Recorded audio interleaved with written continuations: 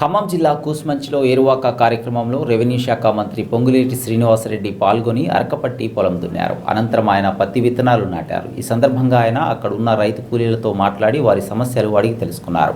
అనంతరం శ్రీనివాసరెడ్డి మాట్లాడుతూ అమితంగా ప్రేమించే పాలేరు నియోజకవర్గ రైతన్నలు ఏర్పాటు చేసుకున్న ఏరువాక కార్యక్రమంలో పాలు పంచుకున్నందుకు సంతోషంగా ఉందన్నారు.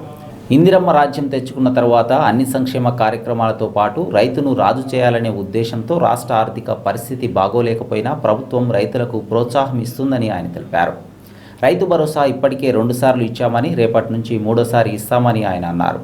వరేస్తే ఉరి అని ఆనాటి ప్రభుత్వం రైతులను ఇబ్బంది పెడితే రైతు పక్షపాత ప్రభుత్వంగా ఈనాటి ఇందిరమ్మ ప్రభుత్వం ఉందన్నారు. కాళేశ్వరం కూలిపోయిన తర్వాత కూడా దేశంలో ధాన్యం పండించిన రాష్ట్రంలో మనం మొదటి స్థానంలో ఉన్నామన్నారు. ప్రతి నీటి బొట్టుని ఒడిసి పట్టుకునేందుకు రాష్ట్ర ప్రభుత్వం ప్రణాళికలు తయారు చేస్తుందని ఆయన పేర్కొన్నారు. రాష్ట్రంలోని రైతులు అందరూ సుఖశాంతులతో ఉండాలని, భగవంతుడు ఆశీర్వదించాలని కోరుకుంటున్నానని తెలిపారు. నవధాన్యాలను గంపకెత్తుకొని చద్ది అన్నము మూటగట్టుకొని నవధాన్యాలను గంపకెత్తుకొని చద్ది అన్నము మూటగట్టుకొని ముల్లుగర్రను చేతబట్టుకొని ఇల్లాలను నీ వెంట పెట్టుకొని ఇరువక సాగారో రన్నో చిన్నన్న నీ కష్టమంతా తీరును రో రన్నో చిన్నన్న.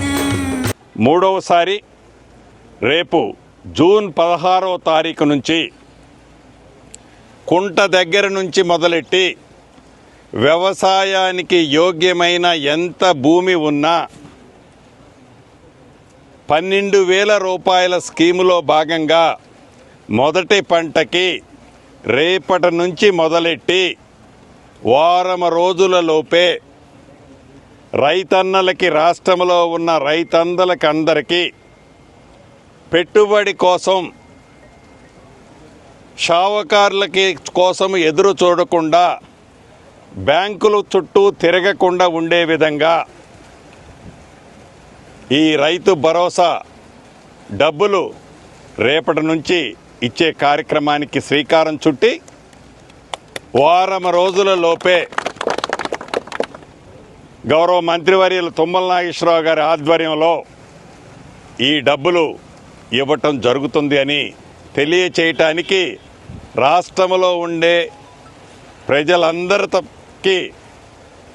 పక్షాన గౌరవ ముఖ్యమంత్రి గారికి కూడా నేను అభినందనలు, కృతజ్ఞతలు తెలియజేస్తున్నాం. అంతేకాదు, ఆనాటి ప్రభుత్వం 10 సంవత్సరాలలో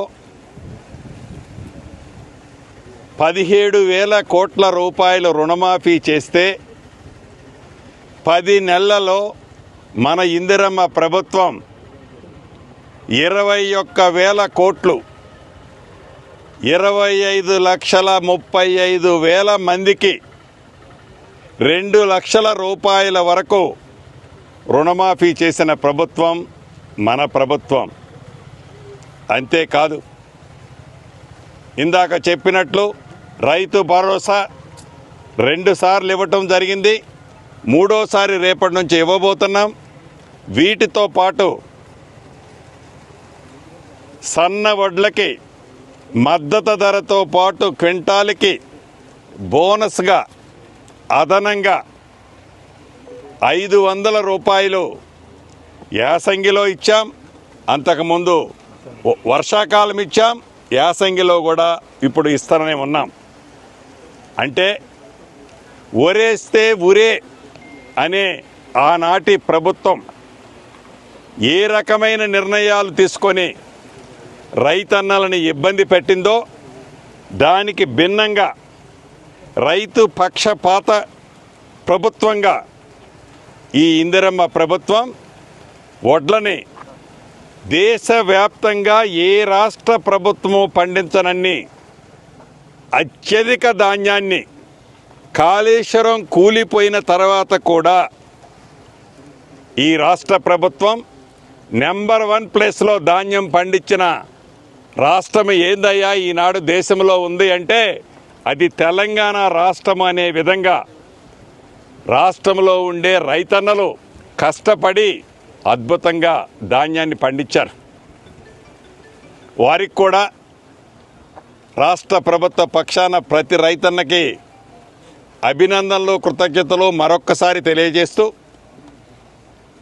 చివరిగా ఈ ప్రభుత్వం అది ఉచిత కరెంటు కానీ, రైతు భరోసా కానీ, నాణ్యమైన విత్తనాలు కానీ, కల్తీ లేని విత్తనాలు కానీ, కల్తీ లేని ఎరువులు, పెస్టిసైడ్స్ కానీ, ఇలా రైతుని రాజు చేసే దాంట్లో గోదావరి, కృష్ణా పరివాహక ప్రాంతాలతో లోకల్లో ఉండే స్ట్రీమ్స్ ద్వారా ఏవైతే సాగునీటికి ప్రతి నీటి బొట్టువు ఉపయోగపడుతుందో అటువంటి వాటన్నిటినీ ప్రతి నీటి బొట్టుని ఒడేసి పట్టుకొని రైతన్నకి, వ్యవసాయానికి ఉపయోగపడే విధంగా ఈ రాష్ట్ర ప్రభుత్వం ప్రణాళికలు తయారు చేసి ఈనాడు రైతుని ఎక్కడా ఇబ్బంది కలగకుండా ఉండే విధంగా చర్యలు చేపట్టినందుకు గౌరవ ముఖ్యమంత్రి గారిని నా నియోజకవర్గ ప్రజల పక్షాన, రైతుల పక్షాన,